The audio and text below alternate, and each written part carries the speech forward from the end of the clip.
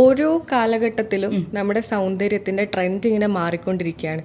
കുറച്ച് കാലം മുന്നേ വരെ കൊറിയൻ ഗ്ലാസ് സ്കിൻ ഇപ്പോഴും ഉണ്ട്, പക്ഷെ ആ ട്രെൻഡ് ഒരു ഇത്തിരി കുറഞ്ഞു. ഈ ഒരു ഇയറിൽ എന്താണ് വാട്ട്സ് ട്രെൻഡിങ് ഇൻ എസ്തെറ്റിക്? കുറച്ച് നാൾ മുന്നേ വരെ ഈ കൊറിയൻ ഗ്ലാസ് സ്കിൻ എന്നൊക്കെ പറഞ്ഞു ഈ പറഞ്ഞതുപോലെ തന്നെയാണ്. നമ്മൾ നമ്മുടെ പാരൻസിനെ നോക്കുമ്പോഴേക്കും അങ്ങനെയാണോ നോക്കുമ്പോൾ അല്ല.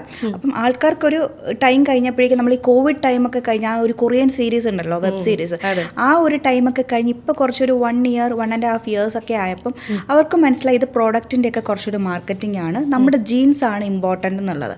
ആ ഒരു കൊറിയൻ സ്കിൻ കെയർ അല്ലെങ്കിൽ കൊറിയൻ പ്രോഡക്ട്സ് എന്നുള്ള രീതിയിലുള്ള കുറച്ച് പിറകിലോട്ട് പോയിട്ട് സ്കിന്നിൻ്റെ ഹെൽത്തിന് വേണ്ടിയിട്ടും സ്കിൻ ഹൈഡ്രേഷന് വേണ്ടിയിട്ടും ഒക്കെ കുറച്ചൊരു ട്രെൻഡിങ് ആയിട്ട് വരുന്നുണ്ട്. എസ്പെഷ്യലി സിറമൈഡ്സ് ഉള്ള മോയ്സ്ചറൈസേഴ്സ്, അങ്ങനത്തെ കാര്യങ്ങളൊക്കെ. അപ്പോൾ ബേസിക്കലി ആൾക്കാർ അപ്ഡേറ്റഡ് ആയി അവർക്ക് ഈ കൊറിയൻ ഗ്ലാസ് സ്കിൻ എന്ന് പറയുന്നത് അൾട്ടിമേറ്റ്ലി അവരുടെ തന്നെ സ്കിന്നിൻ്റെ ഹെൽത്തി സ്കിന്നാണെന്നുള്ള ഒരു അവയർനെസ് കിട്ടി. ഇപ്പം 2026 ഏറ്റവും ട്രെൻഡിങ് ആയിട്ട് വരുന്നത് സ്കിന്നിനെ ഹെൽത്തി സ്കിന്നാക്കി മാറ്റാനുള്ളത്, അല്ലെങ്കിൽ കമേഴ്ഷ്യൽ ലെവൽ കണ്ടന്റ് ഒക്കെ കൂട്ടിയിട്ട് നല്ലൊരു സ്കിന്നാക്കി മാറ്റാൻ, റാദർ ദാൻ സ്കിൻ ആ ഒരു ടോണിനെക്കാളും ഇമ്പോർട്ടൻസ് അവരവരുടെ സ്കിൻ എത്രത്തോളം മാക്സിമം അവർക്ക് കുറച്ചും കൂടെ നല്ല രീതിയിൽ എത്തിക്കാം എന്നുള്ള രീതിയിലേക്കാണ് 2026 ട്രെൻഡ് പോകുന്നത്.